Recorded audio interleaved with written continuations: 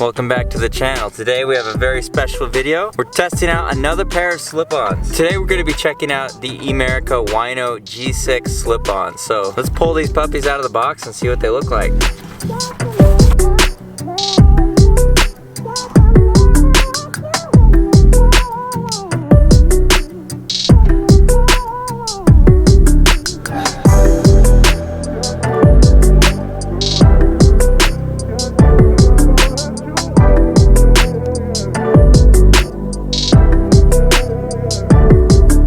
By looking at them, I think I'm gonna love these shoes. They're a vulcanized slip-on shoe, which you can imagine will provide probably a ton of board feel, which I'm super stoked about. But on top of that, they have this G6 insole unit thing, and it feels like pretty nice. I'm guessing this shoe is gonna have a lot of board feel and a lot of comfort and a lot of control. One of the reasons that I'm really hyped to skate this shoe is because it's a Soltech brand. So if you don't know, Soltech is the company that owns S, Emerica, and Etnies. So this is considered like a core skateboarding brand. And recently I've been skating Vans and Nike, which are obviously corporate skateboard companies. So the question that I have is whether or not there's a difference between the performance in a core shoe compared to a corporate shoe. Alright guys, so there's a couple things about these shoes that I'm really excited about. Number one, this insole. Slip-ons are really notorious for not having comfort. And so if this insole can perform, I'm gonna be really stoked on that. The main thing I'm looking for with these shoes, after skating the Van Skate Classics and getting blisters and just having so many problems as far as breaking them in goes, I'm really hoping that I don't have those problems with these shoes and that they're comfortable, they make my foot feel protected. So I've just put the shoes on and they do feel pretty comfortable. However,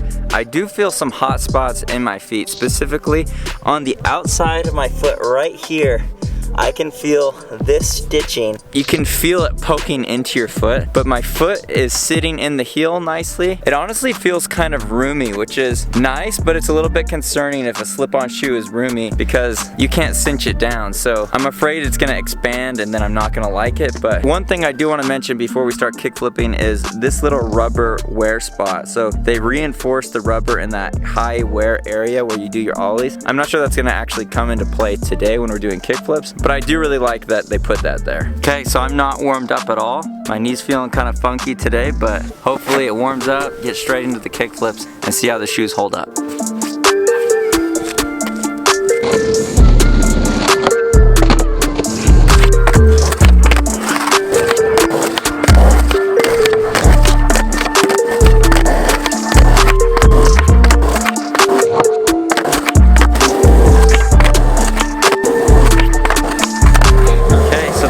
The first 20 kick flips, and I don't know if it's just because I didn't warm up, but I could not feel my kick flips at all. Like, these shoes felt like I was trying to kick flip with a brick on my foot, but hopefully it gets better. I'm not saying that's my consensus or conclusion on the shoe. I'm just saying up front, my kick flips were struggling. I take responsibility for some of it, but I think part of it could just be the shoe. I think part of the reason I struggled with those first 20 kick flips was because of all the traction that they put on these shoes. All those little bumps, that texture, it grabs the board way more than I ever would need. I just think there's a ton of rubber on here, which maybe long term I'll be super down with because it'll make the shoes last a lot longer. I mean, as far as wear and tear goes, these shoes look like barely anything has happened. So definitely durability wise, they're looking really good, but I just could not feel my kick flips for the first 20. So hopefully the next 20 goes better and I can start to feel them again. First impressions of the shoes, a little bit shaky though, I'll be completely honest.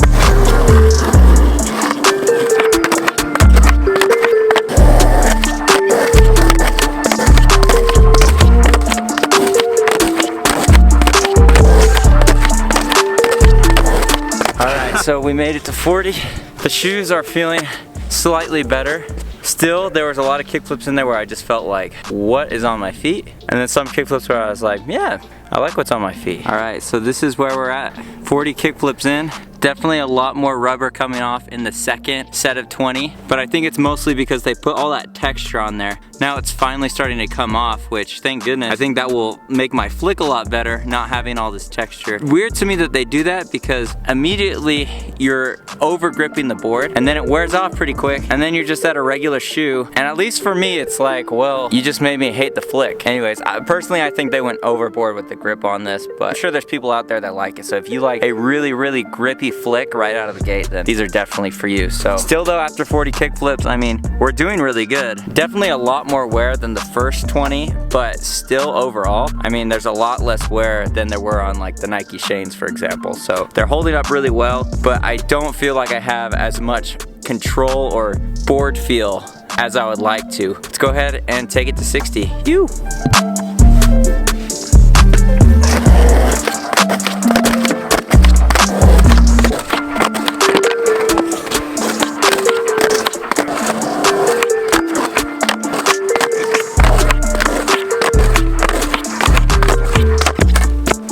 So the kickflips are still feeling completely erratic. I don't know, I feel like some are good, some are bad, but mostly I feel like I don't know what I'm doing. It's a metaphor for life.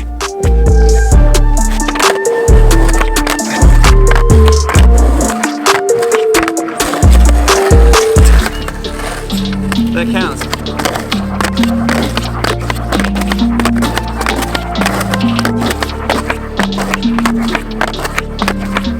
So we took them to 80, and here's how they look. So again, I'm really impressed with the durability of these shoes, how little they're wearing down. It's really impressive, but I still cannot feel my kickflips. And I'm still trying to figure out this shoe. I feel like skateboarding is broken. People in the comments are gonna be like, your kickflips look that bad always. I'm honestly relieved to be on the last 20 and stop doing kickflips with these shoes because I wanna like them. I really do. The kickflips just feel horrible. All right, let's take them to 100.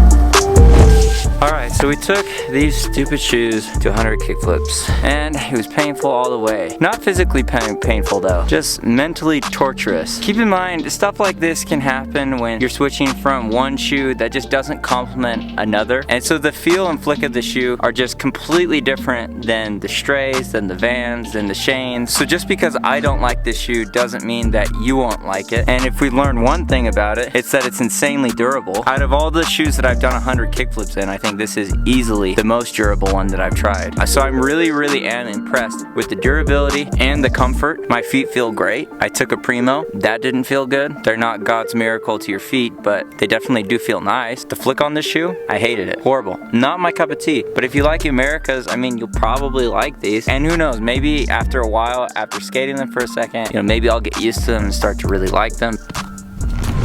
Alright guys, so it's been a couple days since I was filming this video, and the shoes are starting to feel a lot better. The shape of the shoe is still a little awkward for me, but as I've been wearing them around and just skating in them casually, I am starting to like the shoes more and more. So if you like really comfy shoes, if you like Emericas, I definitely think you're gonna like these. If you're used to like a Vans toe cap, this is gonna be like pretty aggressive, but all in all, I think it's a pretty sick shoe. I'm excited to see how it skates as I wear it and use it more. So I hope you like the video. If you want to support the channel, links to all the skateboard components that I use are in the description, as well as a link to buy Friday merch. So thank you so much for watching. Make every day a Friday, and I'll catch you in the next video. Peace.